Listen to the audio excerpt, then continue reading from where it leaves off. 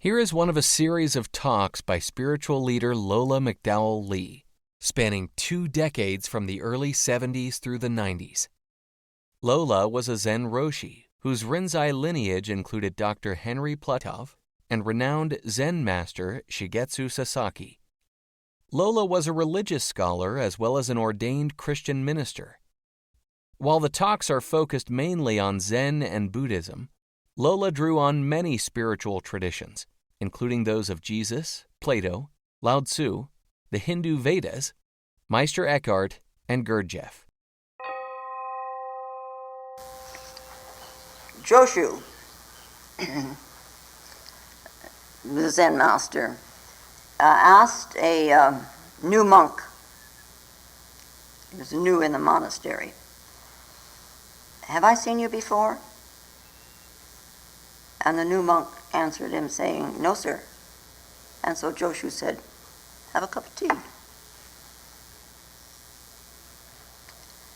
And then Joshu turned to another monk and he said, "Have I seen you before?" And the second monk answered him and saying, "Yes, sir, of course you have." And then Joshu said, "Well, have a cup of tea." So later, the manager of the temple, the managing monk of the monastery, asked him, "How is it that you make the same offer of tea to any reply?" And at this, Joshu shouted, "Manager! Are you still here?" And the manager replied, "Of course, of course." And so Joshu said, "Have a cup of tea."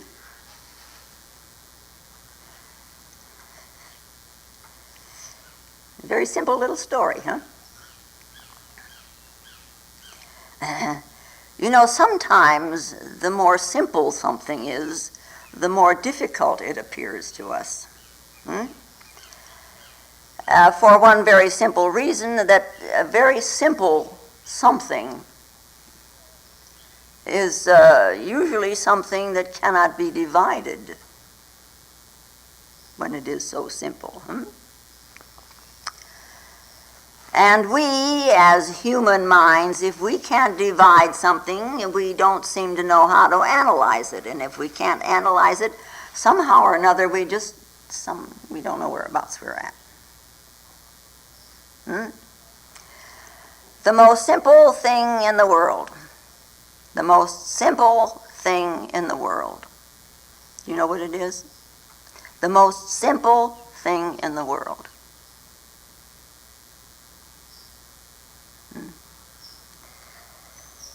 Well, the most simple thing in the world is what you call God, or whatever name you want to use. Buddha nature. The most simple, the very, very most simplest thing in the world. So it's difficult to understand what God is, or what Buddha nature is. I don't think anybody understands what it is. In its singleness, in its oneness,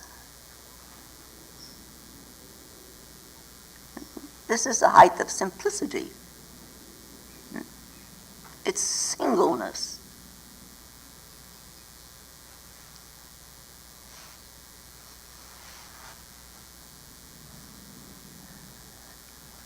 Difficult.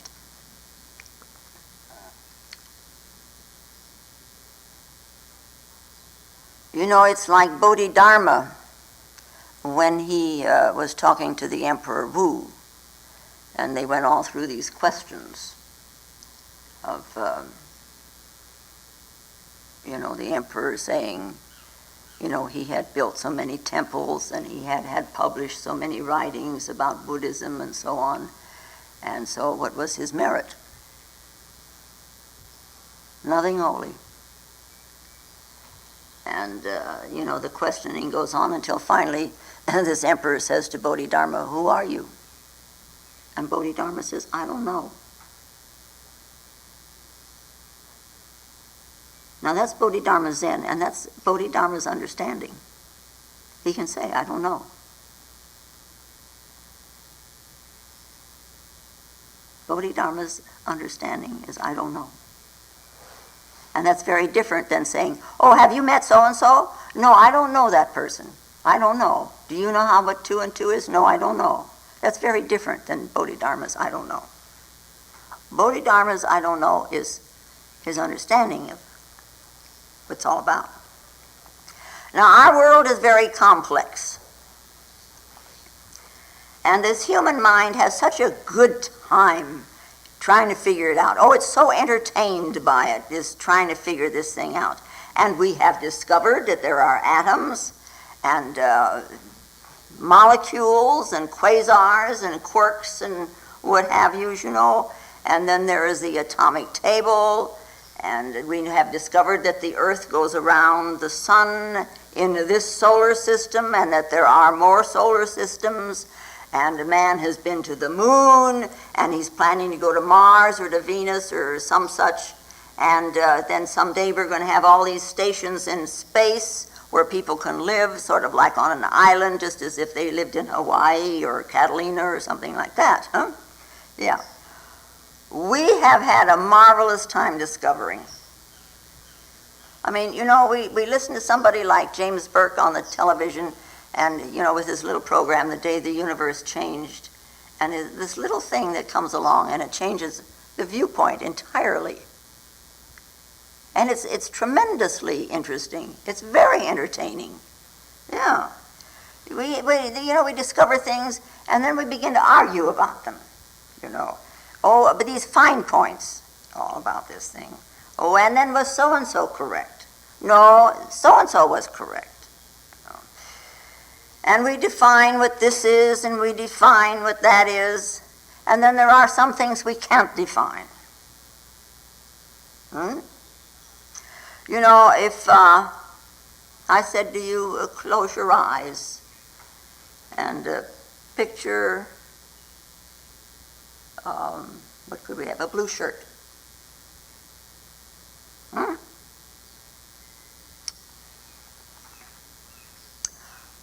How now will you tell me about that quality blue?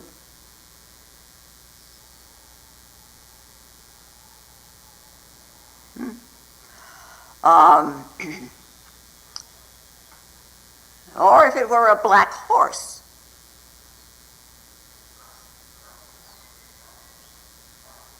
What can you tell me about the blackness? What can you show me about the blackness? Do you know of any horse that doesn't have any color?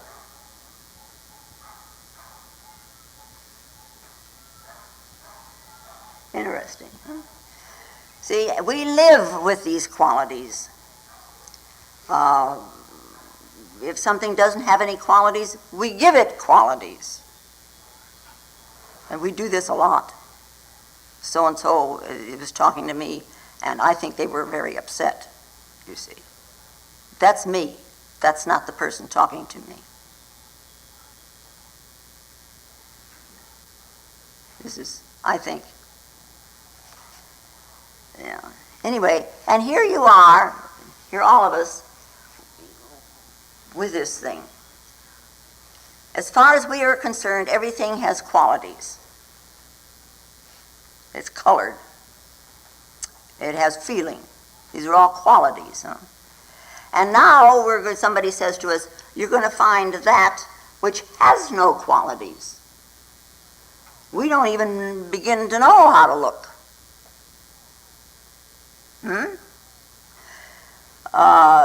Because of consciousness, you know quality.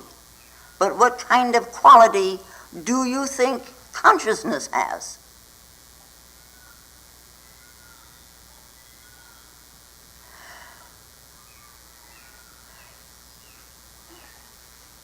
The God that people, by and large, invoke, pray to, or whatever, you know, is a God of qualities. It's your personal God. It's what you have made of this word, God, in your world. He's good, and he's kind, and he's looking out after me, and all that sort of thing. Now I say to you, you find that which we call God without any qualities. You can attribute nothing. You can endow him with nothing.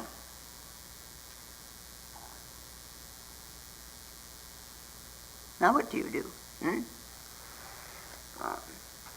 Somebody with these qualities, somebody wrote a book at one time in which he finally came to the conclusion that good is not definable. It's indefinable. Good cannot be defined. It is a simple quality. However, if something bad is around, then we can say what good is. If the opposite is present, if you and I are in the same room, and we're locked in this little room in here, and you ask me, who are you? Well, at least I can say I'm not you. See, I have an opposite. I'm not you. See? But if I am alone, all alone, in a room, and I ask myself the question, who am I? Then what? So when you're sitting, in meditation, who are you? You're all alone in that room. You should be. In your world. You should be all alone. Never mind dragging in other people and what they think and so on, If there is nothing but I, what do I do with it? There's nothing opposite there to bounce it on. There's no wall or anything. And in a way, it stops us because now, not having something to bounce against, it's almost as if we can't think. Because we do think in opposites. And we're looking for this that we call either Buddha nature or God, and both, either. God is all alone in his room, which is the universe. Buddha nature is all alone.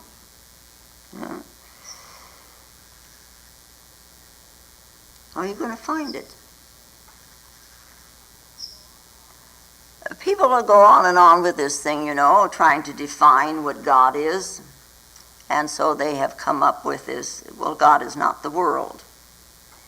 Something other. God is not matter. Something other. God is not body. This is a good old Aristotelian logic. God is not desire.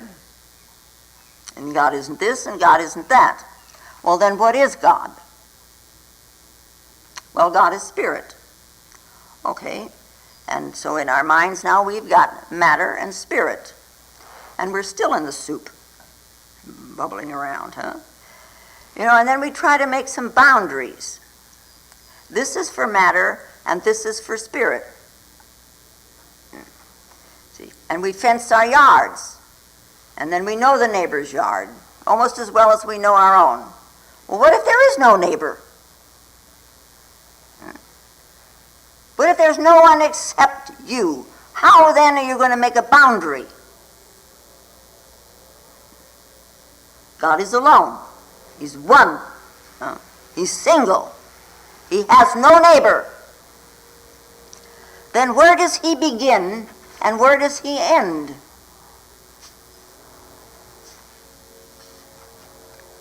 People have been thinking about this for hundreds of years, thousands of years, And so we have conceived of the devil.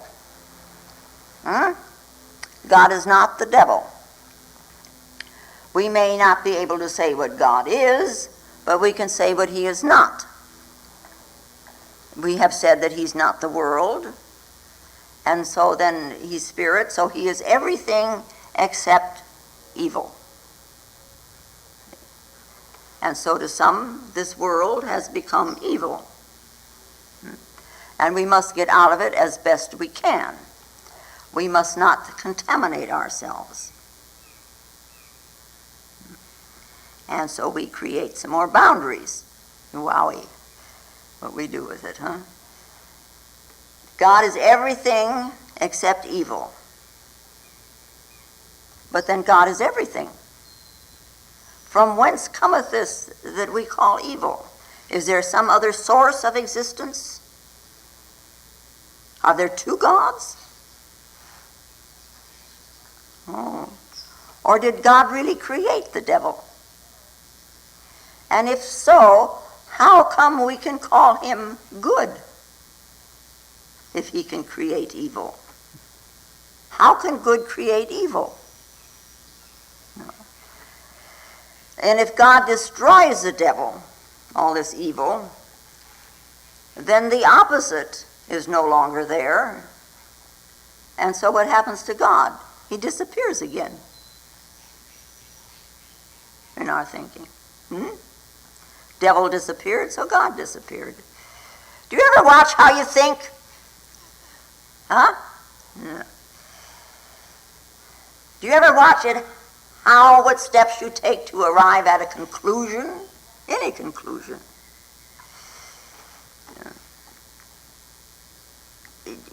Always keep in mind, too, that whatever conclusion you come to, it is on that which you act.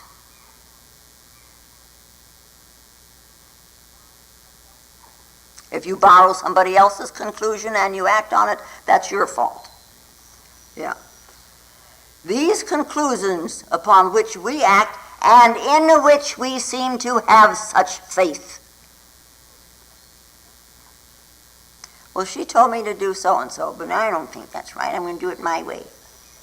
Go ahead, do it your way.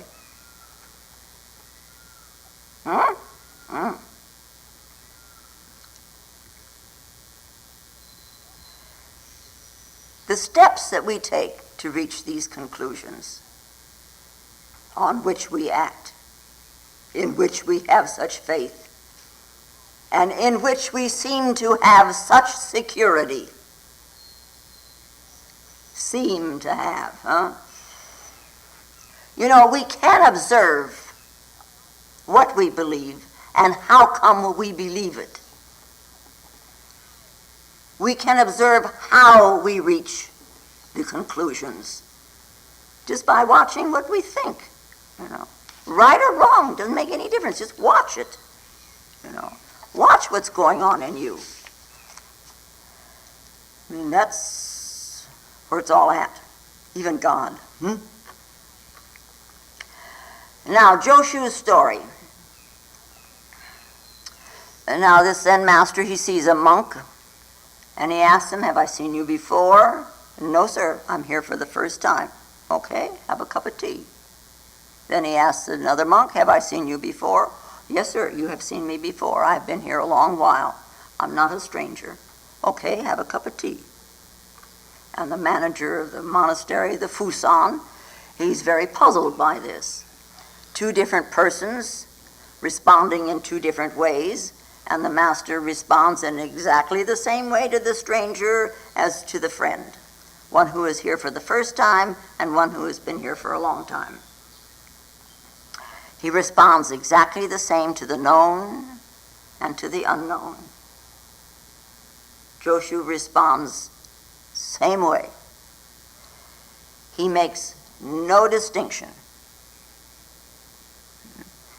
He doesn't say, "You're a stranger, welcome, have a cup of tea."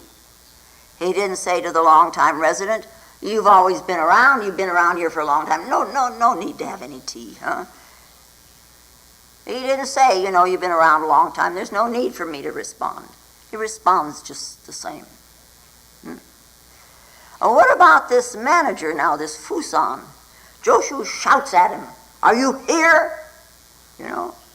Then have a cup of tea.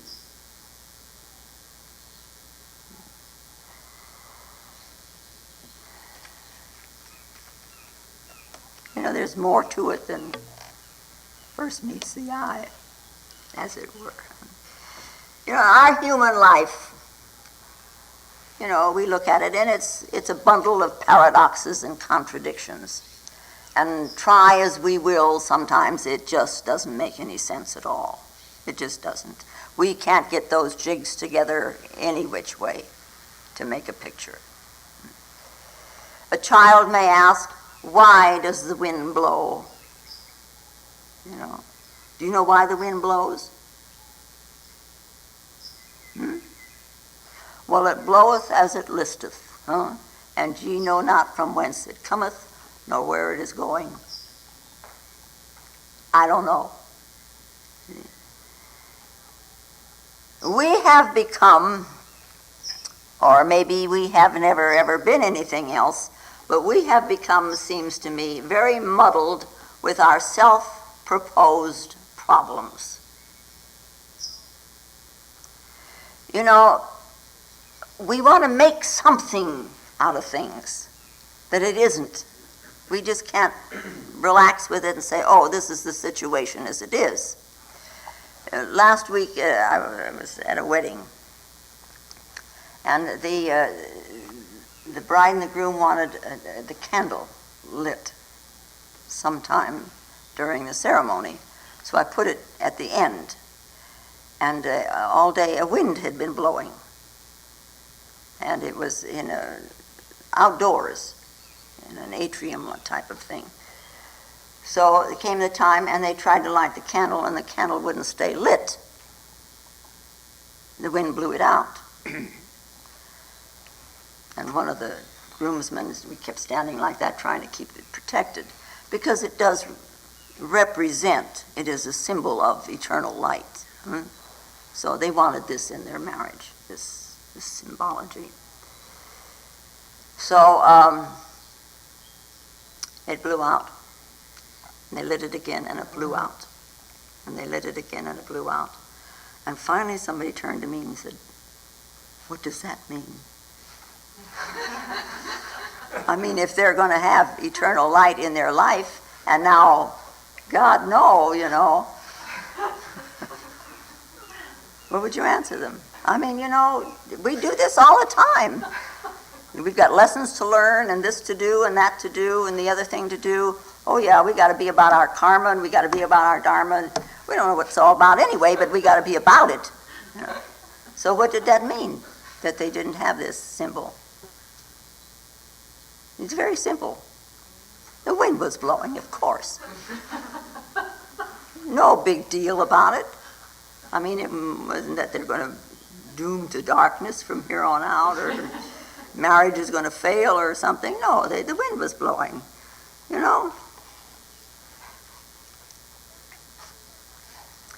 Eventually we learn, but boy, it sure takes a long time, it seems to me, my God.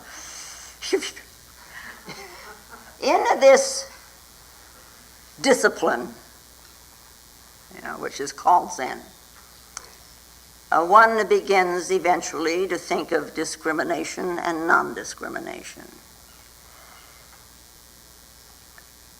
And then somebody will look at it and say, but if you take non-discrimination or non-distinction all by itself, it doesn't make any sense. It's not logical. We know things as they are. And things are what they are simply by being distinguished and discriminated. And that's true. So non-distinction and non-discrimination must mean non-existence. Well, then what does non-existence mean?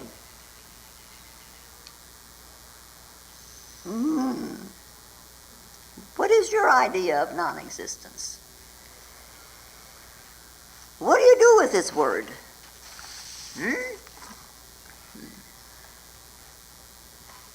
Not the foggiest about non-existence, except what you conjure up in your imagination. Maybe conclusions you have reached without any observations what is this non-existence, non-discrimination, non-ego, non-judgment? What are they? It seems to me, at times, I'm qualifying all over the place, that life as we ordinarily live it, we ordinarily experience it, all within our qualities, it is a self-identification within contradictions. Yeah? We identify with this, and then we identify with that, which is exactly the opposite, and we don't know whereabouts we're at. You know.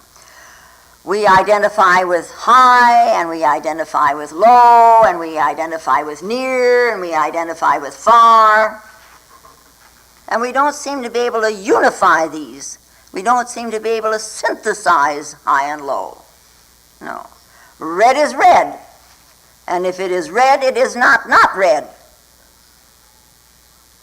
No? Not red is not red.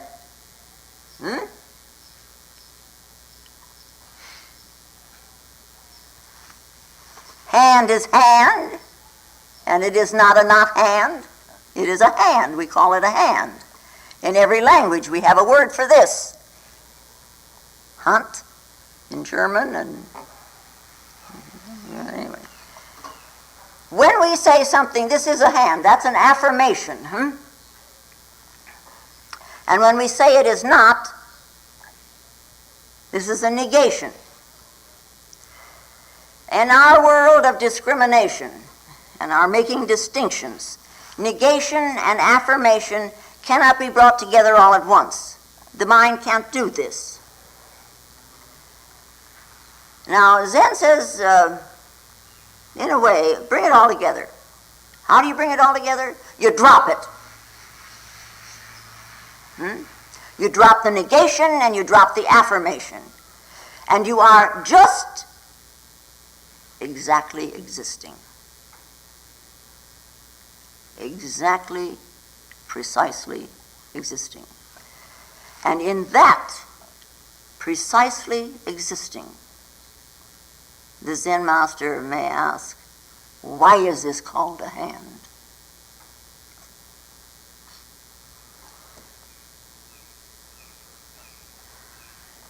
And if there's no answer speedily forthcoming, then he will say, well, think about it.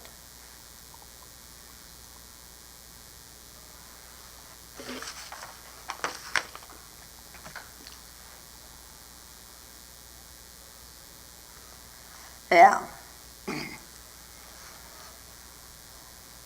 For Joshu now, in his state of non-discrimination, everything is new.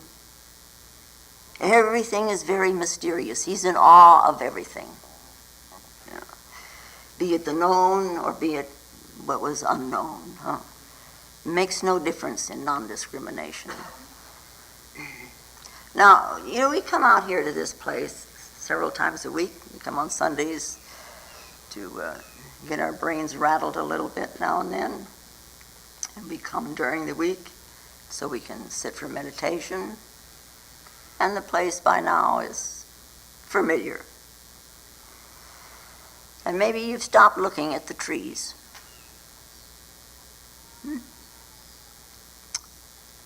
Trees? We've seen them. You stop looking at the windows. Are they clean? Are they dirty? They're there. That's all. You've already seen them. They're just there. But for Joshu, everything, every moment is new. This kind of an awareness, this kind of an alertness. In this awareness only, everything is new. There's nothing old.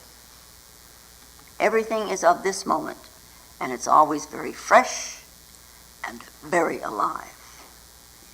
There's no burden of the past. There's no burden of the future. The whole existence is just newly born, like a baby. and yet it is the wisdom of the Ancient of Days. It is fresh and clean. Yeah. Like a leaf that buds in the springtime, all fresh and clean before the dust settles on it. We sit for meditation, so that the mind can be wiped clean. It's like you polish a window, wipe it clean, so it's as fresh as the world. And then they fit. And you don't worry about the world. The world isn't the problem at all. And questions and answers are not the problem. They're pretty good sometimes. What is the problem? Our minds. The mind. The mind. Your mind is the problem. All this dust on the mirror. Where are we going? Where are we coming from? And we ponder about things, deep, profound things. And we make distinctions, and we discriminate, sometimes to good purpose.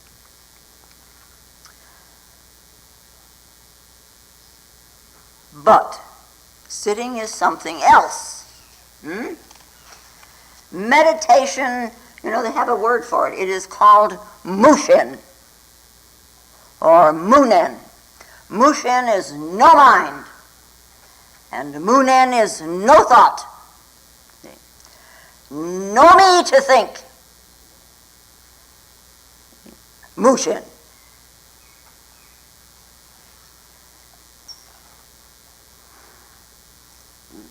There was a teacher, he was a Korean, a master Thaien, and he lived around 1350, somewhere in there. And he wrote a thing called Mirror for Zen Students. And I'm going to read you a little bit of that. It's quite interesting. And he says, what is required of Zen devotees is to see into the phrase that lives and not into the one which is dead. Try to search for the sense of the koan that you have, putting your whole mental strength into the task, like a mother hen sitting on her eggs, like a cat trying to catch a mouse, like a hungry one eagerly looking everywhere for food, like a thirsty one seeking everywhere for water, like a child that is lost looking for its mother,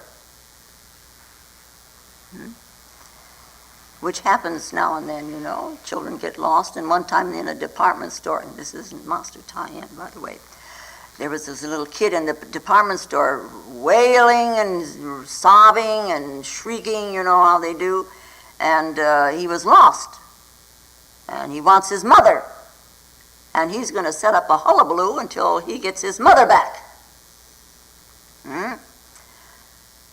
So the clerk comes over to comfort him and asks him, what does your mother look like?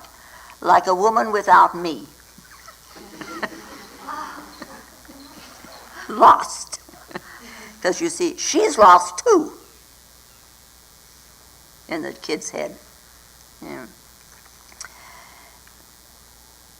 If you exert yourself as seriously and as desperately as that, the time will surely come when the sense of the koan will dawn upon you. There are 3 factors making for success in the study of Zen.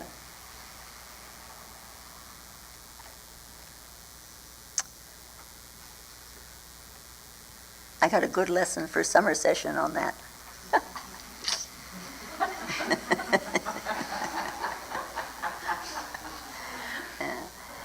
There are 3 factors making for success in the study of Zen. One is great faith. That means you got to move your faith from what you think to something else. Second is great resolution. You're going to do it. And 3, a great spirit of inquiry. You ask. You want to know. You want to know. And you want to know. Somehow I got to know. Yeah? When any of these are lacking, he says, it is like a cauldron with a broken leg. It limps. At all moments of your life, regardless of what you are doing, exert yourself into seeing the meaning of the koan. Keep the koan always before your mind and never release the spirit of inquiry. As the inquiry goes on steadily and uninterruptedly, you will come to see that there is no intellectual clue in the koan, that it is altogether devoid of sense as you ordinarily understand that word, that it is flat, devoid of taste, has nothing appetizing about it, and that you are beginning to have a certain feeling of uneasiness and impatience. And when you come to this state, it is the moment for you to cast aside the scabbard, that is, draw the sword, throw yourself down the abyss, and by so doing, lay the foundation for Buddhahood. You try throwing yourself down the abyss. Do it. Do not think that the meaning of the koan is at the moment of your holding it up for solution. What is a hand? Oh, now I know it. No. Do not reason about it or exercise your imagination over it. Do not wait for satori to come over you by clearing your mind of its confused state. Only collect yourself on the unintelligibility of the koan, over which the mind evidently has no control.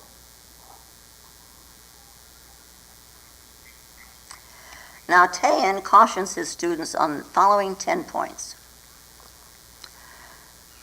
Do not calculate according to your imagination.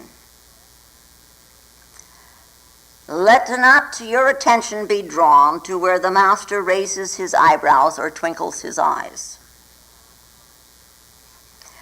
Do not try to extract meaning from the way the koan is worded. Do not try to demonstrate on the words. Do not think that the sense of the koan is to be grasped where it is held out as an object of thought. Do not take Zen for a state of mere passivity. Do not judge the koan with a dualistic standard. Do not take the koan as pointing to absolute emptiness. Do not rationalize on this koan, and do not keep your mind in the attitude of waiting for satori to turn up. Zen is not simply an exercise in meditation or passivity. Zen has a definite object, which is to open the mind to satori. The koan is used as a kind of a pole with which to leap over the stream of relativity to the other side, which is the absolute. And the unique feature of Zen is that all this is accomplished without resorting to religious concepts such as sin or salvation or future life, or und so weiter, und so weiter, und so weiter, etc. And then he says, you will finally find yourself like an old rat getting into the farthest corner of the barn, where it suddenly perceives, by veering clear around the way, it sees the way of escape. See? To measure a koan by intellectual standards, as you ordinarily do other things, to live your life up and down the stream of birth and death, to be always assailed by feelings of fear, worry, and uncertainty. All this is owing to your imagination and your calculating mind. You ought to know how to rise above the trivialities in life in which most people are found drowning themselves. Do not waste time asking how to do it. Just put your whole state into the business. It is like a mosquito biting an iron bull. At the very moment the iron absolutely rejects your frail nose, you for once forget yourself. You penetrate and the work is done. That's tie-in.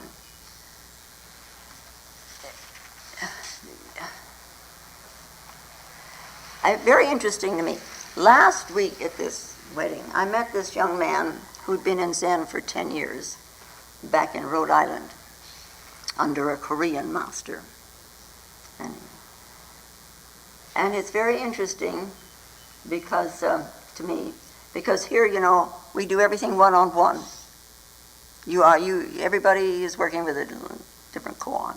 Everybody has different problems with life, so you all get different things. And it's as you answer them, of course, and you get other ones. But here, he has given his group, 10 koan, all at once. And he may ask you a question about any one of them at any time. That's his method.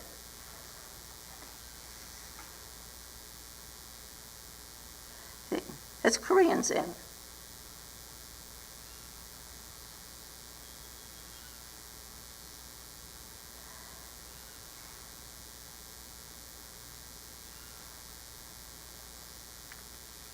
So sometimes, we look around and say, I don't want to go over there because they do it different.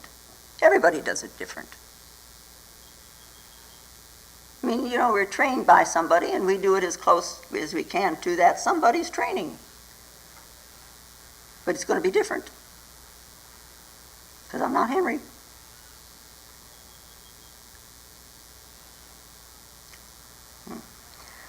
The foundation of Zen. Now Zen, is mostly a word to people. But Zen is something else. And it has its foundation in mind. But the mind, of course, is this mushin. No mind.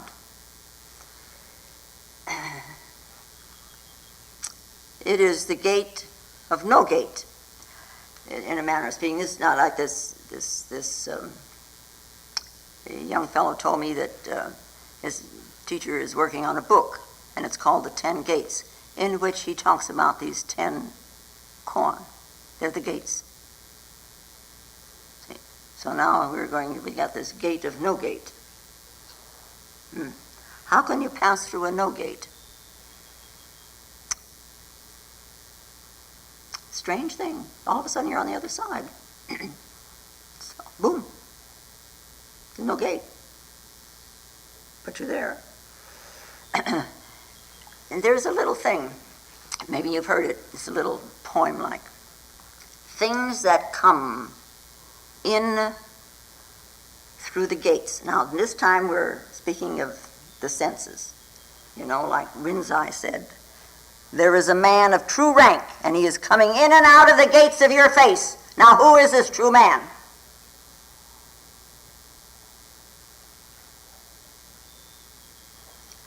Things that come in through the gates are not treasure.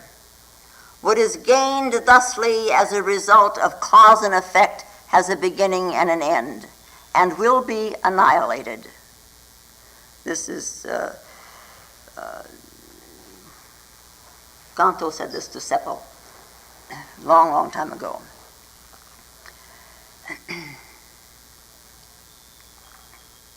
In the summer of 1228, whereabouts, Ikai, whom we know as Muman, he was in East China. He was in the monastery of Ryosho. And he taught by using the Koan of the teachers that had gone before him. And it is said he used them like brickbats, battering at the gate. Batter at the gate. And he wrote down all of these koan that he used from his teachers before them, and in time they became a collection. And from beginning to end, there wasn't any system to it. Mumankan, it is called. Kan is the barrier. The barrier, the gates of Muman. Mumankan. The kan is like a bar that's across the gate. And in this Mumankan, there's no system to it. It's all higgledy-piggledy. And the term case, or which we call koan, originally had this kungan, was something that's presented for the public. And it had originally some kind of a connotation that there was a treasure. There was a treasure and there was a sword. And Muman said, if anyone is a brave chap, he will cut his way through without a thought of any danger.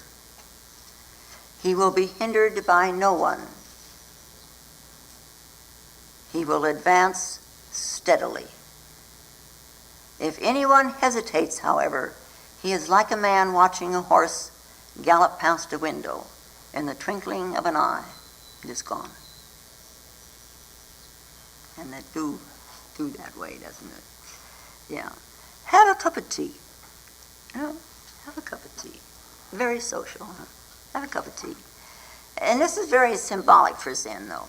It's symbolic for Japan, where they have places where you can just go and have tea. You do the tea ceremony. And these are very clean, neat little places. Tea there is not an ordinary drink. It's green, frothy. In India, it's quite a different story. People like Gandhi, he wouldn't allow anyone in his ashram to drink tea. He said it was a sin if you drink tea. You can't drink tea here. And of course, there is the story of Bodhidharma and the tea. And he's sitting in front of this wall for all these years, and in the first couple of years, first couple of months, first couple of weeks, he must have gotten tired. And to keep himself from falling asleep, he plucked off his eyelids and he dropped them into the ground, and lo, the tea plant grew. So tea represents an awareness. Tea represents an alertness. And in Japan, of course, we have this ritual of tea, the chan no yu, which carries this spiritual aspect. You go into this tea room, and it takes years to learn how to do this. You go into the tea room, and there is this silence. And then gradually in this silence, there comes the sound of the water boiling. And so one's ears are cleansed. And then the aroma of the tea and the sense of smell, the nose, is cleansed. And by the tasting, the mouth is cleansed. And the way the cup is handled, the sense of touch is cleansed. All of this to cleanse the mind of what the senses have brought in, so that when you drink the tea, the mind should be very clear. You've wiped it. It is the purity, the ritual of purity. See, it is a spiritual discipline. And they say when tea is made with water that is drawn from the well of the mind, whose bottom is beyond measure, we really have what is called chanoyu. Tea is not just entertainment. Have a cup of tea. Do I know you? No. Have a cup of tea. Do I know you? Yes. Have a cup of tea. And the Fusan, the manager of the place, is very puzzled by this. So Joshu calls him very loudly, "Manager, are you here?" And the manager says, "Yes, sir, of course I'm here." And Joshu says then, "Have a cup of tea." Now this calling loudly, this sudden shout, it's a sound. And the Fusan in that instant became aware. And he responded from this awareness, "Of course I'm here. Can't be any place else, can he? I'm here. Where is your awareness? Where is your awareness?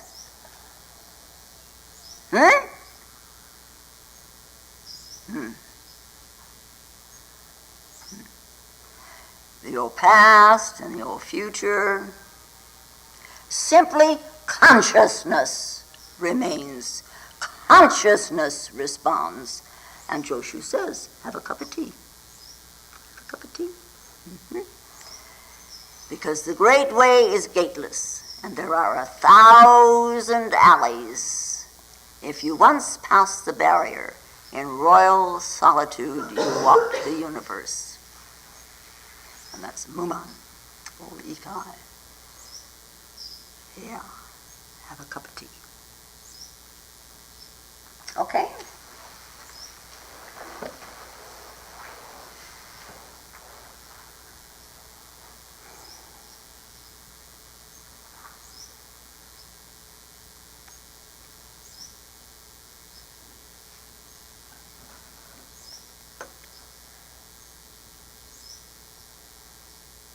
And now, may the peace and the power that passeth all understanding hold us and keep us in the love of the Christed consciousness while we are seemingly separate one from another.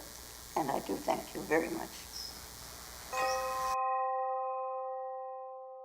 If you find Lola's talks valuable, more will be posted in weeks to come.